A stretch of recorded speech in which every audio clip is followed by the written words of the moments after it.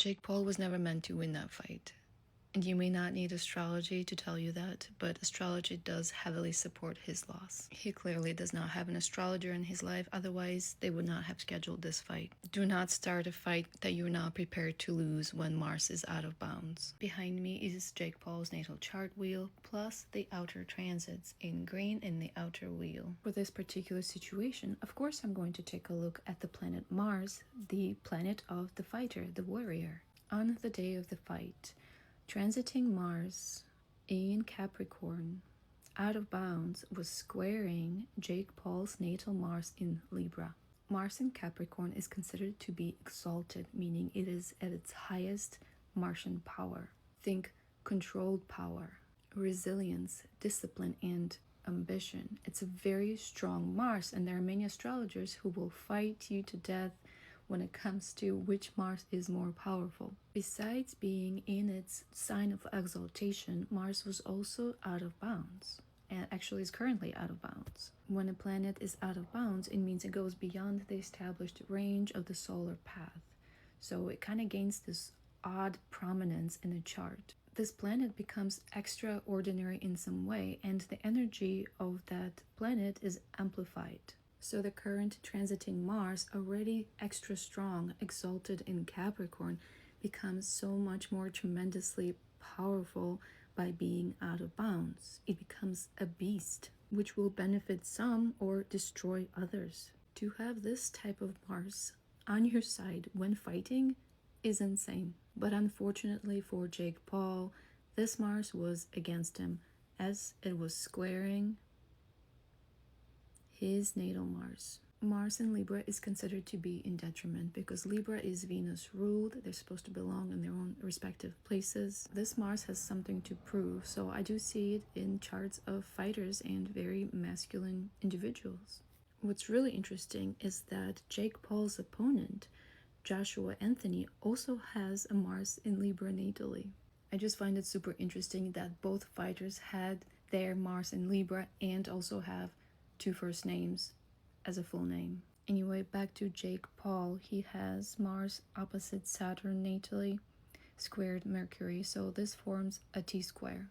Like I mentioned, Mars in Libra is already in a challenged position. It can have a hard time asserting itself, or it can have its own beef with its own masculinity that it can project out.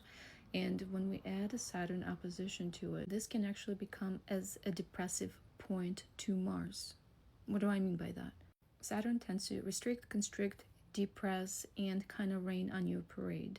People with this aspect will have to work harder to express their Martian qualities. Anger might be something that they're dealing with because Saturn can really restrict the expression of healthy anger, or it can come out bursting out without control. Sometimes people with this aspect will reach a boiling point and will feel like they have something to prove. Now add Mercury by squares into the mix and there's going to be a lot of shit talking. He may fake it till he makes it because he does have Jupiter conjunct Sun. That gives him more confidence, but deep inside he can potentially be very insecure about his masculinity, allegedly. Mercury at the focal point of the T-square was conjunct by the transiting ultra-powerful Mars. Friction. There's more friction. Mercury is not just ruling the mind in terms of thinking, it also rules the mind in terms of controlling movements via the neural networks of the body. So this could look like swinging and missing the target or not having quick reaction times. I actually did not watch the fight. I have no idea. I'm just letting you know what I'm seeing here. Based on the condition of this transiting Mars and the activation of the T-square, I am not surprised that Jake Paul's jaw was broken in 2 places. Our bones, our skeletal systems are ruled by Saturn, and we do have that involvement here. Saturn in Aries, in the sign of the fighter, getting his ass kicked by transiting Mars, which rules Aries, which is in Capricorn. Honestly, with the nature of this Mars, I'm surprised he did not have his skull caved in. To me, this looks like a very clear breaking of the bones situation.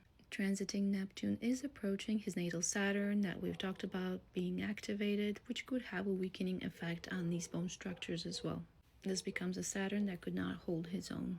If he had these two planets reversed natally, like if Mars was in Aries and Saturn was in Libra, we'd have a very different energy here. Saturn would be very strong in Libra and Mars would be beautifully placed in Aries. If he had these two reversed, I think he still would have lost, but he would have put up a better fight and maybe wouldn't have had his face broken. I mentioned that Anthony Joshua also has his Mars in Libra, so how come he won the fight? Let me show you his chart.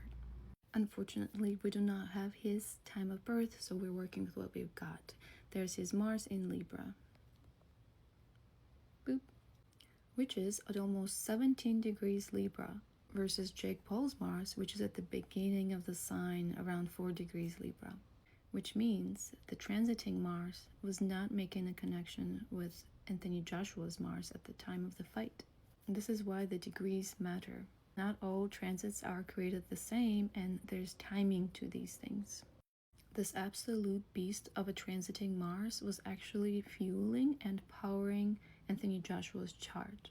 You can't see it here, but the transiting Mars was actually quintiling his sun, trining his moon. When it comes to the moon, take it or leave it, because we do not have the accurate time of birth. This means we do not have accurate placement for the moon.